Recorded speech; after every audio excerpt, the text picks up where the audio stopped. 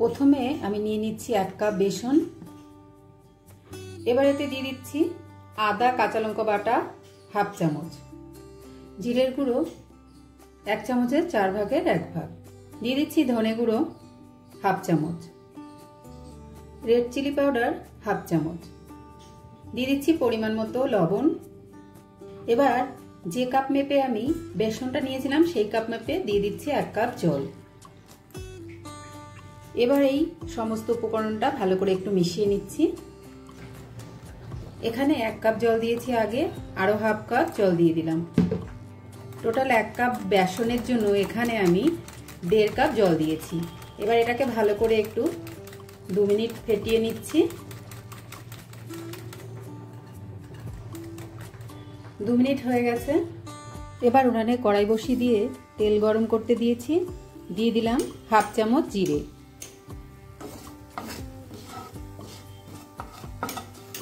জিরেটা 30 সেকেন্ড একটু ভেজে নিয়ে এবার দিয়ে দিচ্ছি বেসনটা, যে বেসনটা আমি গুলে রেখেছিলাম সেটা। বেসনটা দিয়ে সঙ্গে সঙ্গে এইভাবে নাড়াতে থাকতে হবে। আর এটা খুব তাড়াতাড়ি জমে আসে, তো সেই কারণে এটাকে খুব তাড়াতাড়ি এইভাবে নাড়াতে থাকতে হবে। আর এই কাজটা খুব তাড়াতাড়ি করতে হবে। বেসনের ডোটা আমার রেডি হয়ে গেছে, এর থেকে বেশি আর ঘন করব না। এই অবস্থায় আমি নামিয়ে নিচ্ছি। যে পাত্রটায় আমি নামাবো সেই পাত্রটার মধ্যে আমি একটু তেল ব্রাশ করে নিয়েছি। আর এবার বেসনের ডোটাকে নামিয়ে নিচ্ছি। থালাটার মধ্যে এটাকে একটু ছড়িয়ে দিতে হবে। তার জন্য এখানে আমি একটি বাটি নিয়েছি আর এটা দিয়ে একটু সমান করে নিচ্ছি এইভাবে। আর বাটির পেছনটাতে একটু তেল মাখিয়ে নিয়েছি। এইভাবে আপনারা যতটা মোটা করতে চান বা পাতলা করতে চান সেই হিসাবে ছড়াবেন। এবার এটা এর থেকে বেশি আর পাতলা করছি না, এই অবস্থায় ছেড়ে এবার আমি গ্রেভিটা বানিয়ে নেব। উনানে আরেকটি কড়াই বসিয়ে দিয়েছি আর এতে দিয়ে দিচ্ছি তেল। তেলটা দেওয়ার পরে এখানে দিয়ে দেবো কালো জিরে ফোড়নে, আর দিয়ে দিচ্ছি 2টো শুকনো লঙ্কা। ফোড়নটা আমি 30 সেকেন্ড একটু ভেজে নিচ্ছি। তারপরে দিয়ে দেবো পেঁয়াজ কুচি, 2টো ছোট সাইজের পেঁয়াজ আমি কুচি করে নিয়েছি, সেটা দিয়েছি। এবার দিয়ে দিচ্ছি লবণ। লবণ এখানে হাফ চামচের একটু কম দিয়েছি। আর এখানে দিয়ে দিচ্ছি আদা রসুন আর কাঁচা লঙ্কা বাটা, 1.5 চামচ দিলাম। এবার এটাকে ওর সঙ্গে একটু ভেজে নিচ্ছি। 30 সেকেন্ড ভেজে নিয়ে দিয়ে দিচ্ছি হলুদ। হলুদ এখানে হাফ চামচ দিয়েছি। দিয়ে দিচ্ছি রেড চিলি পাউডার হাফ চামচ।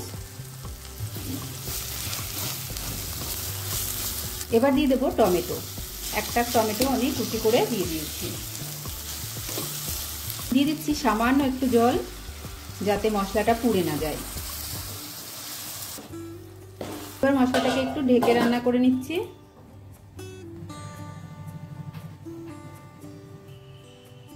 এবার আমি এটাকে কেটে নিচ্ছি।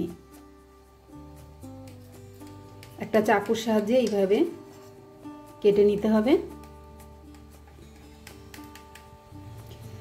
এইভাবে আপনারা ছোট বড় যেরকম পিস করতে চান সেইভাবে কেটে নেবেন। তো এই দিক থেকেও কেটে নিচ্ছি।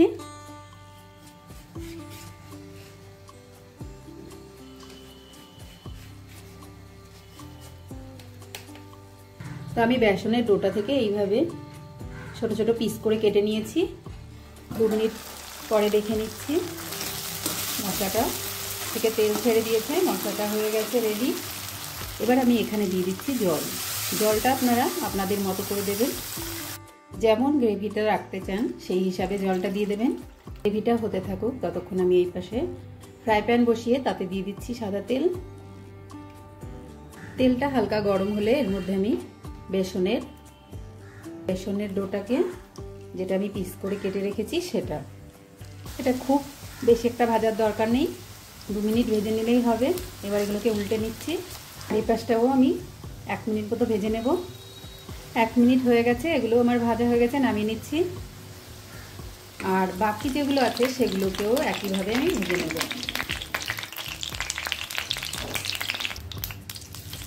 এবার এদিকে দেখে নেব গ্রেভিটা এখানে রান্না হতে থাকুক।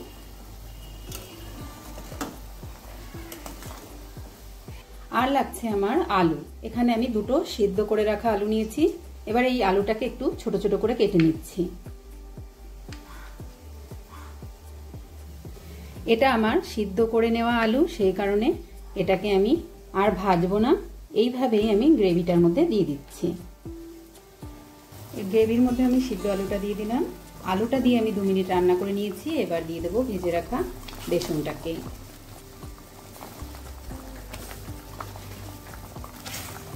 এবার এটাকে ঢেকে রান্না হতে দেবো কিছুক্ষণ। তরকারিটা প্রায় হয়ে এসেছে। এবার এটা আমি দিয়ে দিচ্ছি 1 চামচ চিনি, দিয়ে দিচ্ছি বেটে রাখা একটু গরম মশলা, তার সঙ্গে দিয়ে দিচ্ছি 1/2 চামচ ঘি। এবার এই সমস্ত উপকরণটাকে মিশিয়ে নিলেই আমার রান্নাটা হয়ে যাবে। এবার এটাকে নামিয়ে নেব। তরকারিটাকে নামিয়ে নিচ্ছি। তো কীরকম লাগলো বেসন আলুর তরকারি অবশ্যই কমেন্ট করে জানাবেন। ভালো লাগলে আপনারাও একবার এইভাবে রান্না করে নিতে পারেন। নামিয়ে নিয়েছি বেসন আলুর তরকারি। আর আজকের মতো এই পর্যন্ত। সবাই ভালো থাকবেন, সুস্থ থাকবেন। নমস্কার।